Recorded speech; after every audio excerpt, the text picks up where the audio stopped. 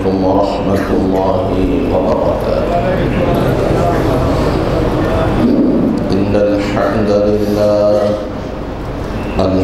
لله نحمده ونستعينه ونستغفره ونؤمن به ونتوكل عليه ونعوذ بالله من شرور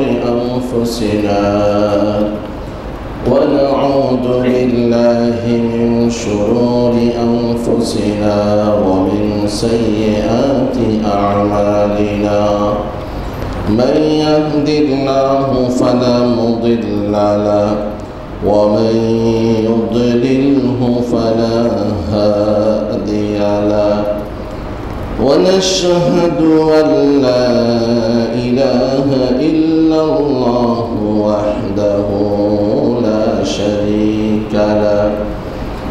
ونشهد أن سيدنا وسندنا وحبيب ربنا وأولانا ومولانا محمدا عبده ورسوله. أما بعد فأعوذ بالله من الشيطان الرجيم. بسم الله الرحمن الرحيم. يا أيها الذين آمنوا اتقوا الله وقولوا قولا سديدا يصلح لكم أعمالكم ويغفر لكم ذنوبكم ومن يطع الله ورسوله فقد فاز فوزا عظيما. إن الله وملائكته يصلون على النبي يا أيها الذين آمنوا صلوا عليه وسلموا تسليما. اللهم صل على محمد وعلى آل محمد كما صليت على إبراهيم وعلى آل إبراهيم إنك حميد مجيد. اللهم بارك على محمد وعلى آل محمد كما باركت على إبراهيم وعلى آل إبراهيم إنك حميد مجيد. سبحانك لا علم لنا إلا ما علمتنا إنك أنت العليم الحكيم. جزا الله عنا محمدا بما هو أهله. رب اشرح لي صدري ويسر لي أمري واحلل عقدة من لساني يفقه قولي.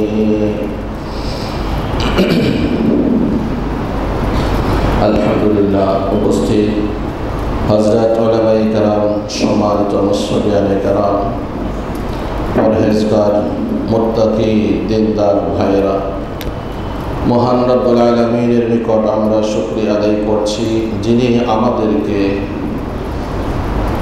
ইয়াউমুল জুমআ, আজকের সাপ্তাহিক জুমা দিবসে সালাতুল জুমআ আদায়ের উদ্দেশ্যে তার ঘরে যথাসময়ে আসার, বসার এবং খুতবার পূর্ব আলোচনা শোনার জন্য সুযোগ করে দিয়েছেন। তার দরবারে আমরা কালিমাতুশ শুকর আদায় করি, সবাই বলি আলহামদুলিল্লাহ।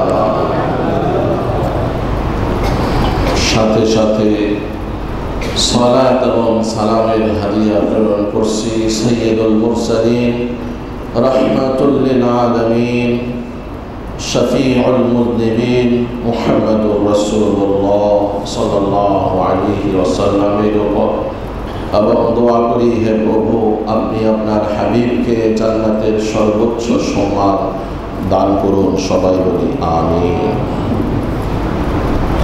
সম্মানিত মুসল্লিয়ানে কেরাম,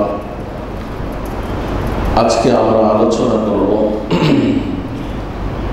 নবী করিম সাল্লাল্লাহু আলাইহি ওয়াসাল্লামের সুন্নাত, রাসূলের আদর্শ আমাদের ব্যক্তিগত জীবন থেকে নিয়ে রাষ্ট্রীয় জীবনে সর্বত্র যেন রাসূলের আদর্শকে আমরা প্রতিষ্ঠা করতে পারি, এই বিষয়ে আল্লাহ তাআলা আমাদেরকে তৌফিক দান করেন। আমিন। ওয়া মা তাওফীকি ইল্লা বিল্লাহ, আলাইহি তাওয়াক্কালতু ওয়া ইলাইহি মুনীব।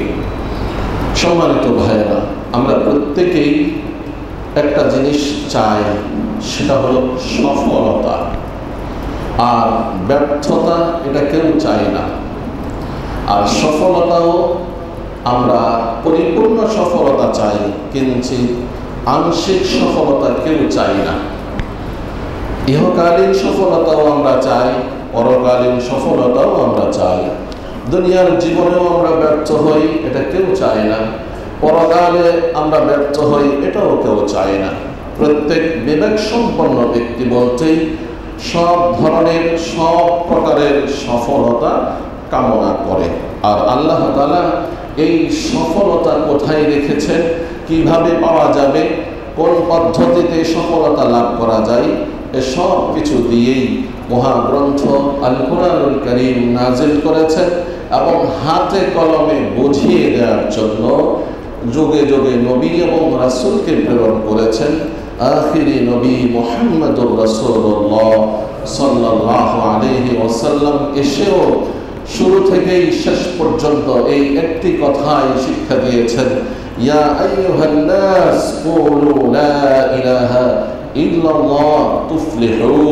হে तमाम দুনিয়ার মানুষ, বলো এক আল্লাহ ব্যতীত আর কোন সত্য মাবুদ নেই, উপাস্য নেই, তাহলেই তোমরা সফল হয়ে যাবে।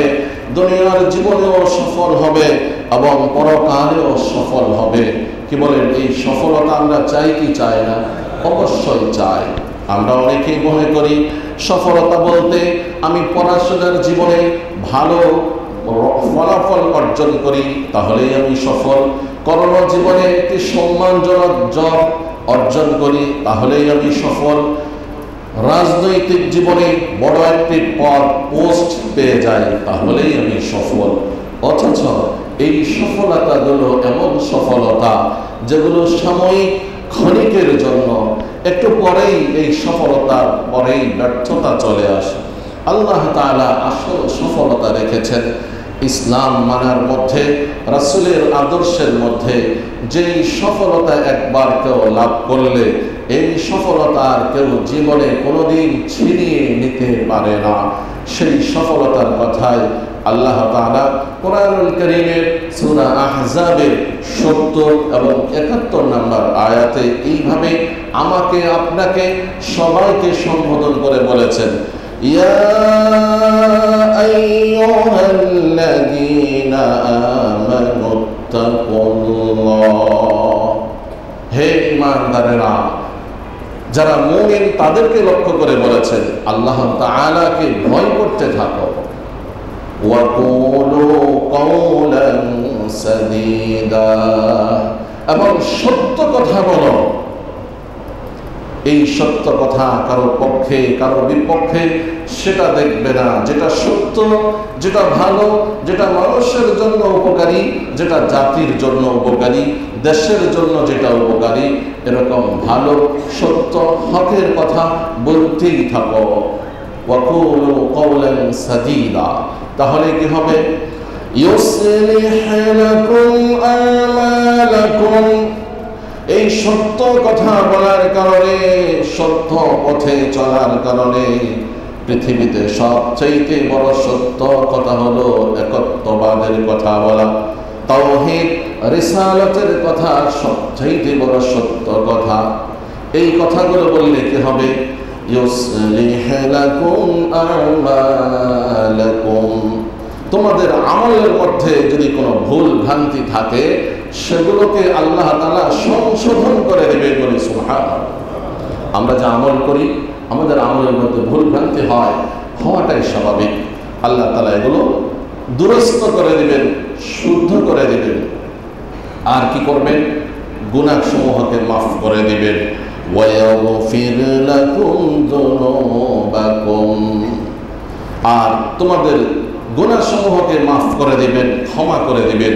প্রশ্ন হতে পারে কেমন হক কথা বলবো আর কিভাবে আমল করব?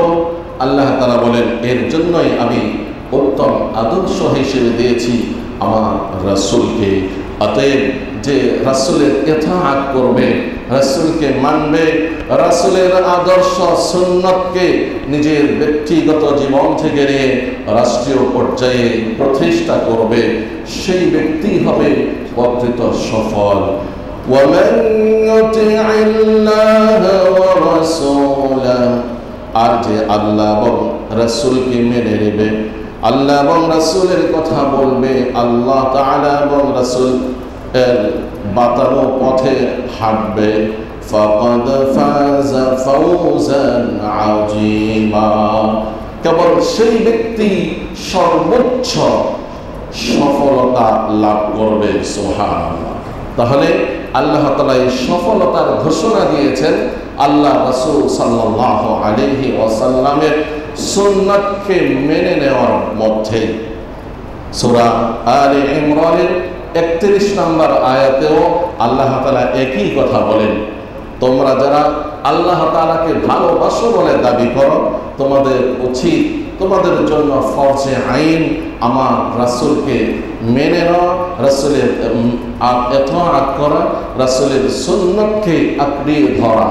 কুল ইন কুনতুম তুহিব্বুনাল্লাহ ফাত্তাবিউনি, হে নবী আপনি বলে দেন, যারা বলে যে আমরা আল্লাহ তাআলাকে ভালোবাসি, আপনি বলে দিন ফাত্তাবিউনি, তোমরা আমার অনুসরণ ছাড়া, আমার সুন্নত ছাড়া যদি অন্যভাবে আল্লাহ তাআলাকে ভালোবাসো, সেই ভালোবাসা আল্লাহ তাআলার কাছে গ্রহণযোগ্য হবে না।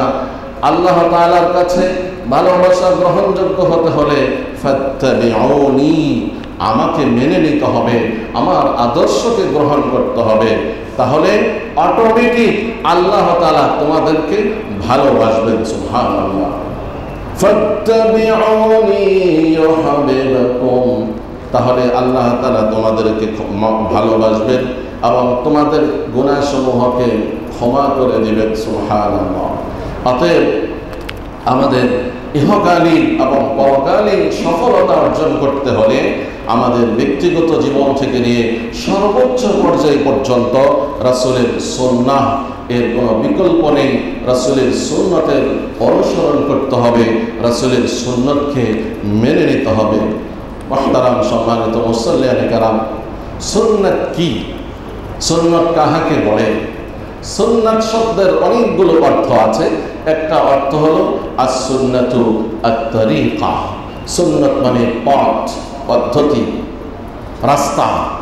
রাসূল যেই রাস্তা দিয়ে গিয়েছেন আমাকে আপনাকে ওই রাস্তা দিয়ে যেতে হবে। রাসূল যেভাবে কথা বলেছেন আমাকে সেভাবে কথা বলতে হবে। রাসূল যেভাবে সময়ে সময়ে গাদ্দার, কুফফার, মুশরিকিনের বিরুদ্ধে হুঙ্কার ছেড়ে দিয়েছেন, আপনাকে আমাকেও সেই সময় বসে থাকলে হবে না। শুধু রাসূলের মিষ্টি মিষ্টি সুন্নতগুলো আমল করলে হবে না। রাসূলের 23 বছরের জীবনে যখন যেই কাজ রাসূল করেছেন, আপনার লাইফেও যখন এমন কোনো পরিবেশ পরিস্থিতি আসবে তখন ওই রাসূলের ভূমিকা আপনি গ্রহণ করলে তাহলেই হবে রাসূলের আদর্শে আদর্শবান। অন্যথায় রাসূলের কিছু পদ্ধতি গ্রহণ করলাম, বাকিগুলো বর্জন করলাম, তাহলে এই পদ্ধতি আল্লাহ তাআলা গ্রহণ করবেন না, বরং এর জন্য আল্লাহ তাআলা রেখেছেন অনেক বড় শাস্তি, লজ্জাজনক শাস্তি, মর্মান্তিক শাস্তি। আল্লাহ তাআলা বলেন, আফাতুমিনুনা বিবাদিল কিতাব ওয়া তাকফুরুনা বিবাদ, তোমরা কি কোরআনের কিছু অংশ মানলে আর কিছু অংশ বর্জন করবে? ফামা জাযাউ মান ইয়াফআলু যালিকা মিনকুম ইল্লা খিজিয়ুন ফিল হায়াতিদ দুনিয়া, যাদের এমন চরিত্র হবে যেটা ভালো লাগে সেটা মানে আর যেটা ভালো লাগে না সেটা বর্জন করে, এরকম চরিত্র যাদের, তাদের শাস্তি হবে অত্যন্ত লাঞ্ছনাকর শাস্তি, মর্মান্তিক শাস্তি। সূরা বাকারার 85 নম্বর আয়াত। শুধু এখানেই শেষ না, দুনিয়ার জীবনে যেরকম লাঞ্ছিত হতে হবে, পরকালেও আল্লাহ তাআলা ইউরাদ্দুনা ইলা আশাদ্দিল আযাব, কঠিন শাস্তির দিকে নিয়ে যাওয়া হবে পরকালে। ওয়া মাল্লাহু বিগাফিলিন আম্মা তা'মালুন, আর আল্লাহ তাআলা তোমাদের কোনো কাজে তিনি গাফিল নন, বেখবর না। সমস্ত কাজ কে গোপনে করে আর প্রকাশ্যে করে, হ্যাঁ, সব কিছু আল্লাহর নলেজে আছে, আল্লাহ তাআলার ইলমের মধ্যে আছে। সম্মানিত ভাইরা, তাহলে সুন্নতের একটি অর্থ হলো রাসূলের আদর্শ, রাসূলের পদ্ধতি। আর পারিভাষিকভাবে সুন্নত কাকে বলে? নবী করিম সাল্লাল্লাহু আলাইহি ওয়াসাল্লাম যা বলেছেন, যা করেছেন, এবং রাসূল সাল্লাল্লাহু আলাইহি ওয়াসাল্লামের সামনে হযরত সাহাবায়ে কেরাম যদি কোনো ভালো কাজ করে থাকেন, রাসূল তার বিরোধিতা করেননি, সমর্থন করেছেন, সব কিছু হলো সুন্নাত। এই দৃষ্টিতে সুন্নাত এবং হাদিস একই শব্দ, অর্থাৎ একই অর্থ, কিন্তু আবার একটু ভিন্নভাবে দেখলে সুন্নাত এবং হাদিসের মধ্যে একটু পার্থক্য আছে। সেটা হলো এই, সুন্নাত হলো রাসূলের জীবনের শুরু থেকে নিয়ে শেষ পর্যন্ত যে আমলগুলো রাসূল উম্মতকে করতে বলেছেন, উদ্বুদ্ধ করেছেন, এটাই সুন্নাত। আর হাদিস যা রাসূল করেছেন, আবার কিছুদিন পরে আল্লাহর নির্দেশে সেটা ছেড়েও দিয়েছেন, তো সেটাকেও হাদিস বলে, কিন্তু সেটাকে সুন্নাত বলবে না। প্রমাণ, বিদায় হজের সময় রাসূল যে ভাষণ দিয়েছিলেন, সেই ভাষণের মধ্যে আল্লাহ রাসূল সাল্লাল্লাহু আলাইহি ওয়াসাল্লাম এই প্রসিদ্ধ হাদিসটি বলেছেন। বিভিন্ন শব্দে হাদিসটি তিরমিজি সহ অনেক সহিহ কিতাবের হাদিসের মধ্যে আসছে। তার মধ্যে এখানে আমি নকল করেছি আল মুস্তাদরিক আলা সহিহাইন, বুখারী মুসলিমের শর্ত আলোকে যেই কিতাব পরবর্তীতে রচিত হয়েছে, সেই কিতাব আল মুস্তাদরাক আলা সহিহাইনের 290 নম্বর হাদিস। এখানে আল্লাহ রাসূল সাল্লাল্লাহু আলাইহি ওয়াসাল্লাম বলেন, ইয়া আইয়ুহান নাসু ইন্নী ক্বাদ তারাকতু ফীকুম, হে দুনিয়ার মানুষ, আমি তোমাদের মাঝে দুটি জিনিস রেখে যাচ্ছি।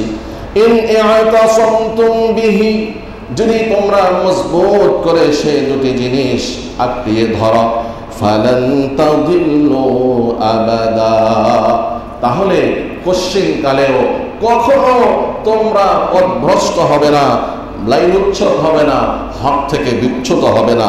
সেই দুটি জিনিস কিতাব আল্লাহ ওয়া সুন্নাত নবিয়্যি, এক হলো কিতাবুল্লাহ আল কোরআনুল কারীম, 2 নম্বর হলো রাসূলের সুন্নাত আদর্শ।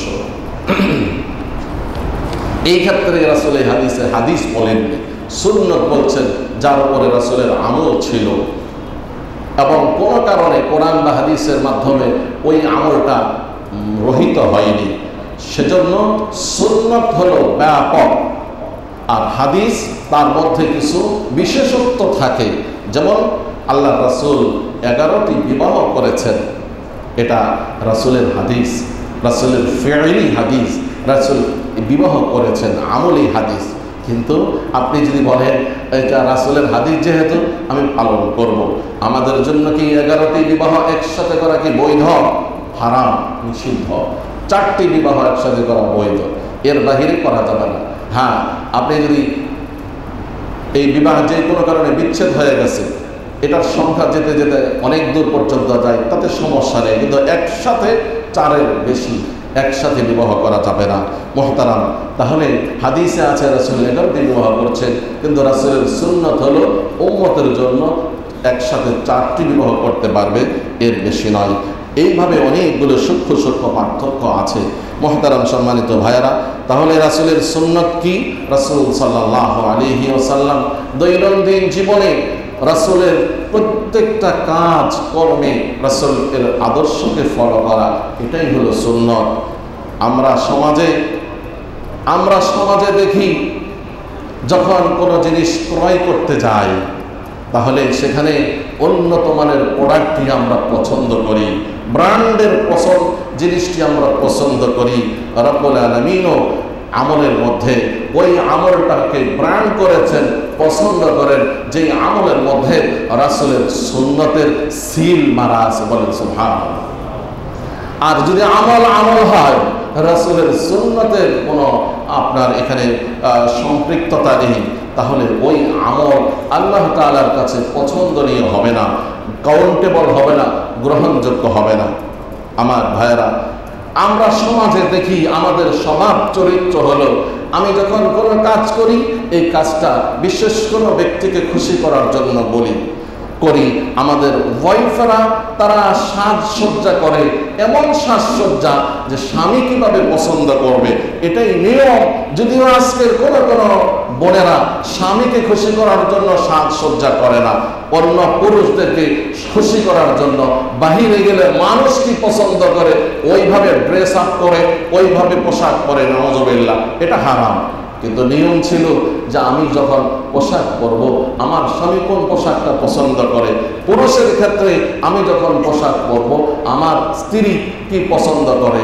তো এই উদাহরণটা দেওয়া হলো এই জন্য যে এই ক্ষেত্রে যেরকম আমরা একজনকে পছন্দ করি, ঠিক আমলের ক্ষেত্রেও আমাদের উচিত রাসূলুল্লাহ সাল্লাল্লাহু আলাইহি ওয়াসাল্লাম কিভাবে পরিধান করেছেন, কিভাবে আমল করেছেন, কিভাবে খেয়েছেন, কিভাবে পানাহার করেছেন, এইভাবেই করা। তাহলে আবার এসে যাই, তাহলে কি আমি আমার স্ত্রীকে পছন্দ করার জন্য পোশাক পরবো রাসূলের সুন্নতকে বাদ দিয়ে? তা নয়। 1 নাম্বার রাসূলের সুন্নত আদর্শ কি, আমার পোশাকে সেটা আসতে হবে। এরপরে রাসূলের সুন্নতের মধ্যে এটাও আছে, স্ত্রীদেরকে খুশি করতেন, মনোরঞ্জন করতেন। আল্লাহ রাসূল সাল্লাল্লাহু আলাইহি ওয়াসাল্লাম আয়েশা রাদিয়াল্লাহু তাআলা আনহা কম বয়সে হওয়ার কারণে একটু বাহিরে যেতেন, মাঝে মাঝে দৌড় প্রতিযোগিতাও দিয়েছেন। আমাদের একজন রাজুলুন সালেহ, আল্লাহর একজন মনোনীত ব্যক্তি এমন ছিলেন, তিনি এক সময় তার স্ত্রীকে নিয়ে বের হয়েছেন, মানুষজন ছিল না, এরকম এক সময়ে গিয়ে স্ত্রীর সাথে দৌড় প্রতিযোগিতা দিয়েছেন। ইচ্ছা করেই নিজে একটু অলসতা করেছেন, স্ত্রী আগে চলে গেছে, পরে আরেকদিন গিয়ে তিনি খুব জোরে দৌড় দিয়েছেন, তারপরে স্ত্রী হেরে গিয়েছে।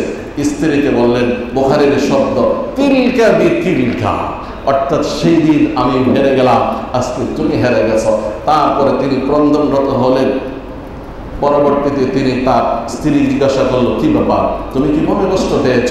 বলে যে না, আমি আল্লাহ তাআলার দরবারে শুকরিয়া আদায় করলাম, আমার হাবিবের মুহাম্মদুর রাসূলুল্লাহ একটা সুন্নাত পারিবারিকভাবে সেই সুন্নাতটা আজকে আমি পালন করতে সক্ষম হয়েছি। সুবহানাল্লাহ। আমরাও তো স্ত্রীদেরকে নিয়ে বেড়াইতে যাই, তাহলে সেই জায়গায় যদি সুন্নতকে ফলো করি, যে আল্লাহ রাসূল যখন বের হইতেন অনেক সময় লটারি দিয়ে কোন স্ত্রীকে নেবেন, একজন স্ত্রীকে নিয়ে যেতেন।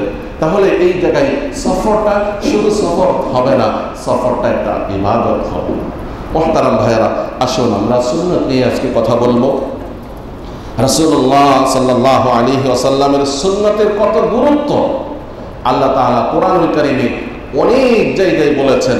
যে ব্যক্তি আমার রাসূলের ইতাআত করলো, রাসূলের সবকিছু মেনে নিল, সেজন্য স্বয়ং আমি আল্লাহর বিধানকেই পুরো করলো। আর যে রাসূলের সুন্নাতকে বর্জন করলো, তাহলে তার ওই আমলের কোনো পরোয়া আমি করি না। এই বিষয়ে একটি সহিহ হাদিস হযরত আনাস ইবনে মালিক রাদিয়াল্লাহু তাআলা আনহু থেকে বর্ণিত। তিনি বলেন, ক্বালা রাসূলুল্লাহি সাল্লাল্লাহু আলাইহি ওয়াসাল্লাম, মান আহইয়া সুন্নতি ফাকাদ আহাব্বানি। যে ব্যক্তি আমার একটি সুন্নাতকে জিন্দা করলো, যে ব্যক্তি আমার আদর্শকে জিন্দা করলো, আমার আদর্শকে ফলো করে জীবনযাপন করলো, ফাকাদ আহাব্বানি, তাহলে নিশ্চয় সে আমাকে ভালোবাসলো। ওয়ামান আহাব্বানি কানা মাই ফিল জান্নাহ, আর যে ব্যক্তি আমি নবীকে ভালোবাসলো সে আমার সাথে জান্নাতে থাকবে, বলি সুবহানাল্লাহ। আবার এখানে এরকম বুঝবো না নবী যে জান্নাতে থাকবে সে জান্নাত, জান্নাতের তো বিভিন্ন স্তর আছে, জান্নাতে থাকবেন। হাদিসটি তিরমিজি শরীফের 260 নম্বর হাদিস। বর্তমান যুগে কোথাও কোথাও আপনারা শুনেন, বিভ্রান্ত হয়ে যাবেন। কেউ এমনও বলে, আমার মতো কোনো ভাই কোনো আওয়াজ কোনো মিম্বর থেকে কিংবা কোনো মাঠ ময়দান থেকে বলে যে শুধু রাসূলের আদর্শকেই আদর্শ হিসেবে মানব, আর সাহাবীদের কোনো আদর্শকে মানা যাবে না। এই প্রসঙ্গে আপনারা একটি হাদিস শোনেন, তিরমিজি শরীফের, নোট করেন, তিরমিজি শরীফের 2600 নম্বর হাদিস। হযরত ইরবাজ ইবনে সারিয়া রাদিয়াল্লাহু তাআলা আনহু থেকে বর্ণিত, তিনি বলেন নবী করিম সাল্লাল্লাহু আলাইহি ওয়াসাল্লাম ইরশাদ করেন যে তোমরা আলাইকুম বিসুন্নতি, রাসূল বলেন যে আমার পরে তোমরা অনেক ইখতিলাফাত দেখবে, অনেক মতানৈক্য দেখবে, বিভিন্ন মতামত দেখবে, তখন তোমাদের উপরে ফরজ অপরিহার্য হলো আলাইকুম বিসুন্নতি, আমার সুন্নতকে মজবুত করে ধরবে, ওয়া সুন্নতি খুলাফা আর রাশিদিন আল মাহদিয়িন, এবং খুলাফায়ে রাশিদা হেদায়েত প্রাপ্ত যে খলিফাগণ ছিলেন, 4 খলিফা, তাদের আদর্শকেও মজবুত করে ধরবে, বলে সুবহানাল্লাহ। সুতরাং হযরত সাহাবায়ে কেরাম তারাও আমাদের জন্য আদর্শ হতে পারে। কোরআনুল কারীমে সূরা বাকারার শুরুতেই আল্লাহ তাআলা বলছেন, আমিনু কামা আমানান নাস, হে দুনিয়ার মানুষ তোমরা ঈমান আনো যেমনি ভাবে ঈমান এনেছেন লোকজন তথা হযরত সাহাবায়ে কেরাম, বলি সুবহানাল্লাহ। তো এখানে আল্লাহ তাআলা সাহাবায়ে কেরামের ঈমানকেও আদর্শ বানিয়েছেন। যাই হোক, 1 নম্বরে আমরা তালাশ করব এই ক্ষেত্রে রাসূলের কি সুন্নাত আছে, রাসূলের আদর্শ কি আছে। সেখানে অন্য কারো সুন্নাত আদর্শ প্রয়োজন নেই। হ্যাঁ, যদি কোনো বিষয়ে দেখি এই ক্ষেত্রে সাহাবীদের কোনো সুন্নাত আদর্শ আছে, রাসূলের সুস্পষ্ট কোনো বক্তব্য বা রাসূলের প্র্যাকটিক্যালি কোনো আমল নাই, সেই ক্ষেত্রে আপনি সাহাবীদের ওই সুন্নাতকে আমল করবেন, সেই সুন্নাতকে গ্রহণ করবেন। কারণ সুন্নাত এবং হাদিসের সংজ্ঞার মধ্যেই তো এই কথা আছে যে সুন্নাত বলা হয়, হাদিস বলা হয় রাসূল যা করেছেন বলেছেন, কিংবা রাসূলের সামনে কোন সাহাবী করেছেন বা বলেছেন, রাসূল বিরোধিতা করেননি, সমর্থন করেছেন, তাহলে তো এটা হাদিসের সংজ্ঞার মধ্যে চলে আসে, সুন্নাতের সংজ্ঞার মধ্যেই চলে আসে। অতএব উম্মতকে বিভ্রান্ত করব না যে শুধু কেবল রাসূলের আদর্শকেই মানব, সাহাবীদের বর্জন করব, নাউযুবিল্লাহ। বরং 1 নম্বরে রাসূলের আদর্শই আমার আদর্শ। হ্যাঁ, কোন ক্ষেত্রে যদি দেখি এই ক্ষেত্রে কোন সাহাবীর আমলকে রাসূল গুরুত্ব দিয়েছেন, যেমন আপনারা একটা বিষয় পরিষ্কার ভাবে জানেন, আল্লাহ রাসূল সাল্লাল্লাহু আলাইহি ওয়াসাল্লাম মিম্বারে খুতবা দিচ্ছিলেন, আর একজন সাহাবী খুতবা চলাকালীন সময়ে মসজিদে এসেছেন। তখন রাসূল তাকে বলছেন শেষ 2 রাকাত সালাত আদায় করে বসতে। তো এইটা তো ওই সাহাবীর আমল ছিল, কিন্তু সেটাও এখন রাসূলের আদর্শ হয়ে গেছে। এইভাবে অসংখ্য আমল এমন আছে যেগুলোতে শুধুমাত্র সাহাবীদেরই সম্পৃক্ততা আছে। যাই হোক, আসলে আমরা সুন্নতের গুরুত্ব নিয়ে আলোচনা করতেছি। রাসূল বলছেন যে আমার সুন্নতকে ভালোবাসবে সে ব্যক্তি যেন আমাকে ভালোবাসলো, আর যে আমাকে ভালোবাসলো সে আমার সাথে জান্নাতে থাকবে, সুবহানাল্লাহ। অন্য হাদিসের মধ্যে রাসূলের সুন্নতের ব্যাপারে এরকম আসছে যে উম্মতের ফিতনার সময়, ফাসাদের সময় যে ব্যক্তি রাসূলের আদর্শকে মজবুত করে ধরবে, এর অর্থ এই নয় শুধু একটা সুন্নতকে ধরবে, বরং রাসূলের আদর্শকে পরিপূর্ণভাবে যারা আঁকড়িয়ে ধরবে, আল্লাহ রাসূল সাল্লাল্লাহু আলাইহি ওয়াসাল্লাম বলেন, আল মুতামাসসিকু বিসুন্নতি ইনদা ফাসাদি উম্মতি, আমার উম্মতের ফিতনা ফাসাদের সময় আমার আদর্শকে যারা মজবুত করে ধরবে, ফালাহু আজরু শহীদ, তার জন্য শহীদের মর্যাদা রয়েছে। সুবহানাল্লাহ। অন্য এক অপর হাদিসে আসছে 50 শহীদ, 50 জন শহীদ। আরেক বর্ণনায় আসছে 100 শহীদ, 100 শহীদের। এর অর্থ হলো শুধু একটা সুন্নাত নয়, বরং জমহুর